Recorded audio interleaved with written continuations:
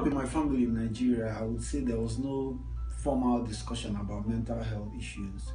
However, when I was coming up of age to get married, I could remember my parents would say something like, before you get married, make sure you check the background of the lady you want to get married to, and because you want to be sure they don't have any mental health issues.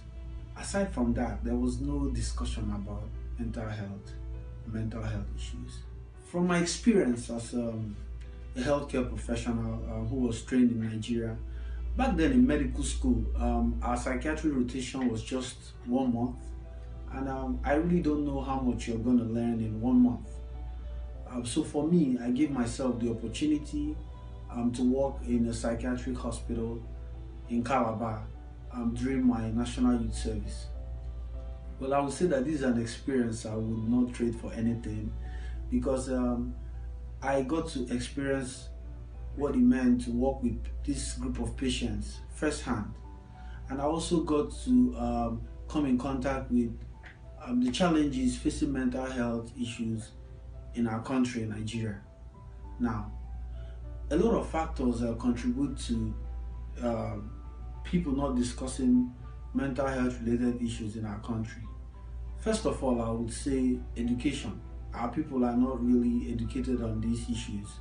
Now, we have this tendency to think that mental health is restricted to diseases that get into the psychotic range, and we tend to neglect things like depression, post-traumatic stress disorder, even personality disorder. These are issues that we don't really discuss. Now, another thing again is we are people who are built to be very strong in our emotions. Don't show emotions. If you have any depressive thoughts, just say a short prayer and you'll be fine. And then the tendency to believe that mental health issues have some spiritual connotations, like witches and wizards being responsible, things like that. Another thing again, another issue that faces mental health in Nigeria is also stigma. This group of patients and their families go through a lot of stigma. This stigma is not just for the patients, also the healthcare professionals caring for these patients also have this stigma. For example, a medical student who says he wants to go into psychiatry, more often than not will be told, oh, you want to go into psychiatry? You'll be looked at some type of way.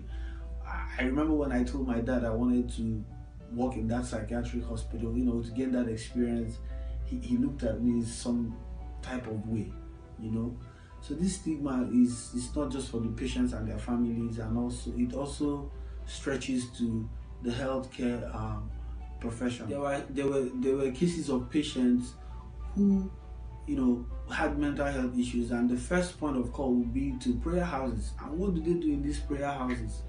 They perform exorcism on them, bind them together and start flogging them.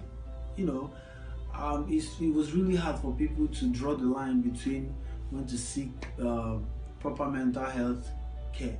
I think people should seek proper mental health care, be they having psychotic symptoms, depressive symptoms.